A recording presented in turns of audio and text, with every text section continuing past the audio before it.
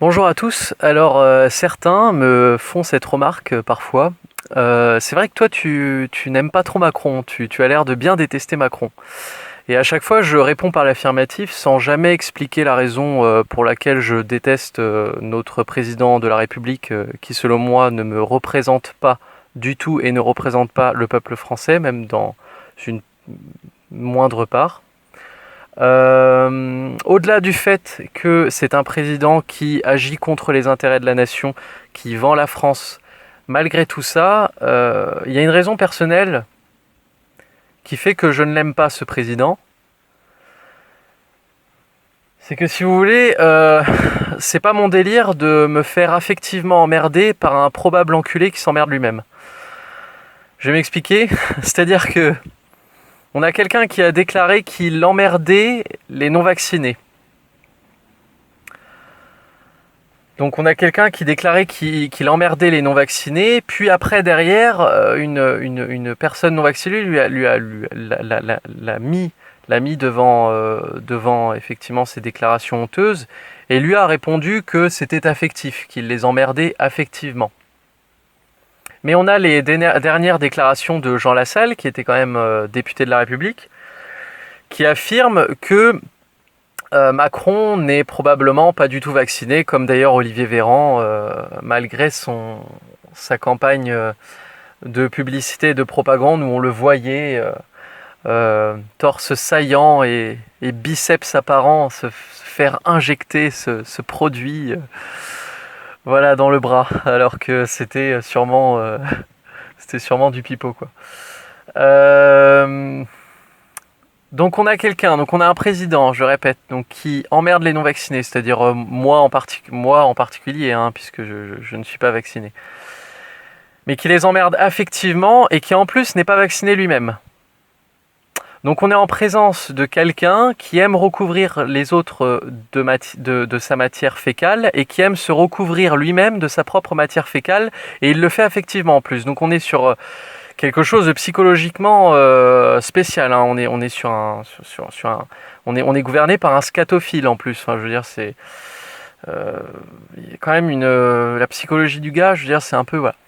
En plus de ça, c'est un probable enculé parce que d'après les révélations de l'enquête de Natacha Ray ainsi que de celle de Xavier Poussard, rédacteur en chef de la lettre d'information confidentielle faits et documents, Brigitte Macron serait un transsexuel et s'appellerait en réalité Jean-Michel Trogneux. Alors je vous laisse imaginer, ou non, je préfère pas que vous imaginiez, je vais vous épargner ça, que si Brigitte Macron est un homme, ça veut dire qu'elle a forcément les attributs génitaux masculins et que possiblement, disons, les possibilités de leur sexualité à tous les deux, au couple Macron, est forcément un peu plus important, si vous voyez ce que je veux dire. Donc c'est un probable enculé qui aime se recouvrir de sa propre merde et qui aime recouvrir de sa propre merde les autres. Voilà, donc c'est un probable enculé scatophile. Donc la psychologie du personnage déjà comment dire, me rebute euh, sur sur le fait que je pourrais la respecter, sachant qu'il galvaude totalement la fonction présidentielle qu'il est censé porter.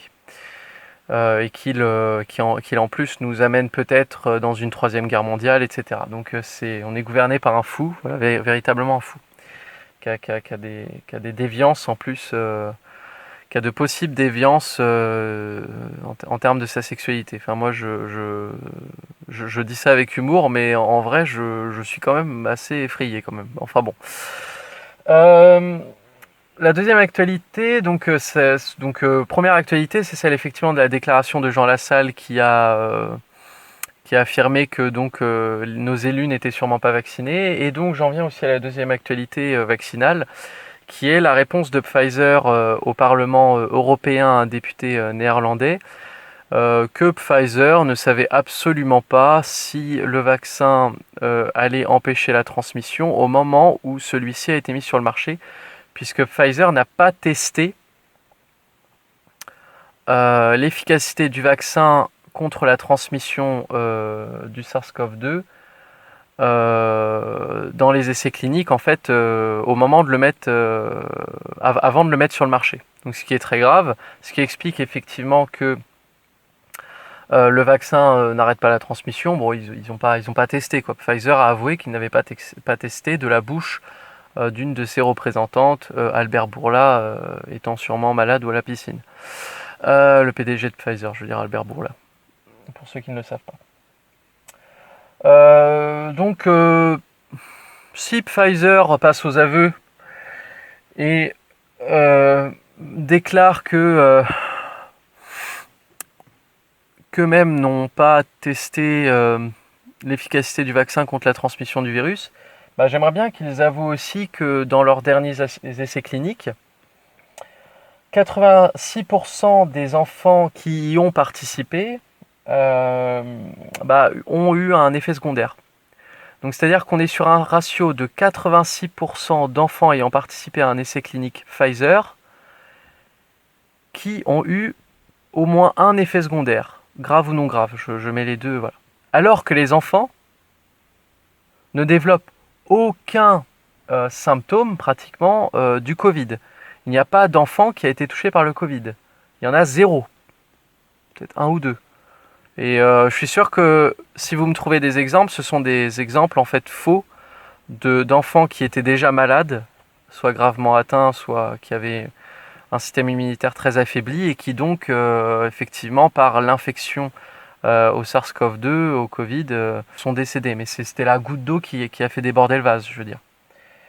Donc j'aimerais bien que Pfizer avoue en fait ces résultats d'essais cliniques catastrophiques. J'aimerais bien qu'ils avouent que les enfants qu'ils ont pris pour faire ces essais cliniques étaient en fait des enfants d'orphelinat. Voilà, hein, des enfants d'orphelinat, donc qui n'avaient pas de parents. Donc ce qui constitue un abus de faiblesse, hein. Et ensuite, j'aimerais bien qu'ils expliquent cette augmentation de 90% de décès au Canada post-vaccination.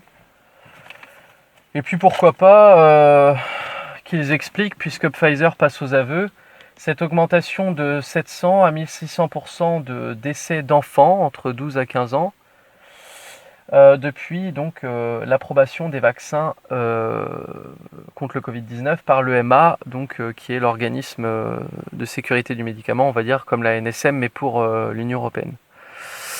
Donc j'aimerais bien qu'ils expliquent tout ça, cette augmentation.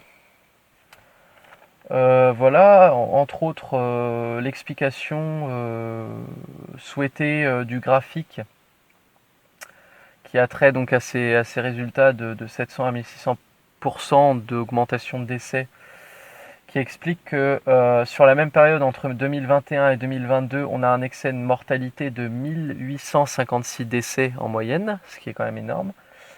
Et si on compare l'année 2017 à 2021 sur la même période, la même semaine, on a une augmentation de mortalité de 234 décès. Voilà, donc j'aimerais bien que Pfizer explique tout ça, puisque Pfizer est passé aux aveux. Voilà, c'était tout pour moi. Merci beaucoup de m'avoir écouté.